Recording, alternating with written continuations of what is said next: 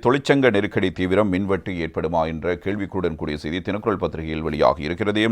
மின்சார பொறியாளர்கள் சங்கம் நேற்று முன்தினம் செவ்வாய்க்கிழமை மாலை 4:15 முதல் அனைத்து பணி விதிமுறைகளையும் நிறுத்தி வைக்க தீர்மானம் செய்வதை தொடர்ந்து நாட்டில் மின்வெட்டு எதிர்கொள்ளும் அபாயம் ஏற்பட்டிருப்பதாக இந்த தகவல் கூறுகிறது. ஒரு கட்டமிடப்பட்ட செய்தியாகவும் இது தரப்படுகிறது. அத்துடன் தொடர்ச்சியான தொழிற்சங்க நடவடிக்கை தீவிரப்படுத்த இருப்பதாகவும் ஒன்றிணைந்த தொழிற்சங்கங்கள் இவ்வாறு கூறியிருப்பதான செய்தியாக இதனை நாம் இவ்வாறு அவதானிக்கின்றோம்.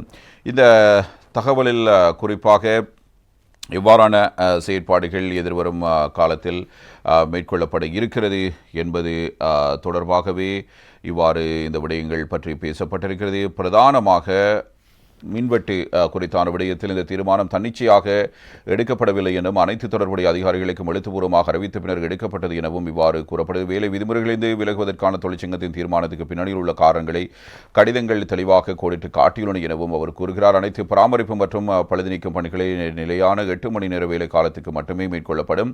அதற்கு மேல் அவசரம் எதுவாக இருந்தாலும் இந்த பராமரிப்பு அல்லது பழுது நீக்கும் பணி நடைபெறாது என அவர்களால் இவ்வாறு கூறப்படுகிறது. இதனிடம் மின்கட்டண உயர்வு எப்போது என்பதான ஒரு கேள்விக்குறியுடன் கூடிய செய்தி இதுவரை முடிவில்லை என்பதாகவும் அந்த தகவல் தரப்படுகிறது. மின்கட்டண அதிகரிப்பு தொடர்பில் இதுவரையில் இறுதி முடிவுகள் எடுக்கப்படவில்லை என்று அமைச்சரவை பேச்சாளர் அமைச்சர் நலிந்த ஜெயதீச குறிப்பிட்டிருக்கிறார். அமைச்சரவை முடிவுகளை அறிவிக்கும் செய்தியாளர் சந்திப்பிலேயே அமைச்சரால் இந்த கருத்து இவ்வாறு முன்வைக்கப்பட்டிருக்கிறது. இது பற்றி அவர் கூறும்போது மின்சார கட்டணத்தை குறைக்கும் நோக்கிலேயே 4 மின்சார சபையின் அரசு நிறுவனங்கள் மறுசீரமைக்கப்பட உள்ளன.